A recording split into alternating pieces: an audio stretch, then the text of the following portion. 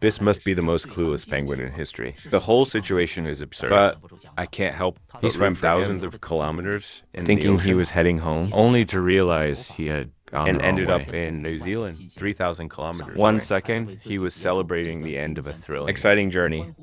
The next, he stood there, ready to cry. Oh, no. Something isn't right. The temperature, the climate, this hot, black sand. Where are my snowy white plains? Where are my friends? He gazed at the waves, lost in thought for 2 minutes. Then he finally realized he'd landed somewhere completely new. This hopeless sense of direction was unbearable. Swimming back was not an option. If I knew the way, I wouldn't be in this place. The poor guy sulked on the shore for hours, thinking about his life and his place in it. He was almost ready to give up and jump into the sea. Just as he stood there, lost, not knowing what to do, a couple, Harry and his wife, spotted him on their beach walk. Harry described it as seeing him standing motionless by the shore. They thought he was a plush toy, until the clumsy penguin shook his head. Only then did the couple realize something was wrong. The poor guy looked pitiful. He was pecking at rocks to eat. He must have been starving. Harry quickly called the animal rescue.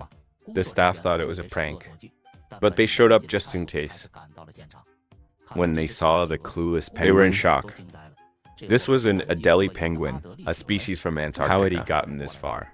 Still in awe, they kept reeling from the surprise. It was like finding a panda in northeast China, or a tiger in Yunnan, or fishing up a tuna in Xinjiang. Meanwhile, Harry was happily playing with the He even gave a nickname, Pink. The rescuers took Pink to the local animal shelter. Harry shared the story on social media. The clueless penguin became an instant sensation. The rescue center gave Pink a health checkup.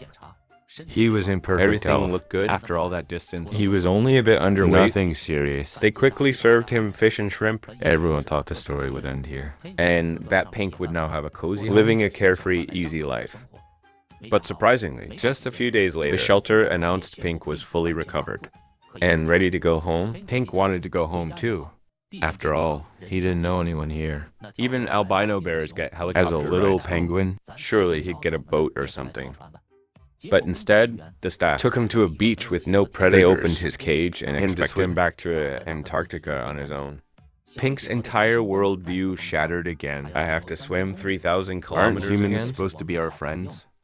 At this point in the story, shouldn't they send me back on a private flight? Even if not, they could at least give me some food and a compass. Seeing the rescuers were firm in their decision, he had no choice but to brace himself and start the unknown 3,000-kilometer journey.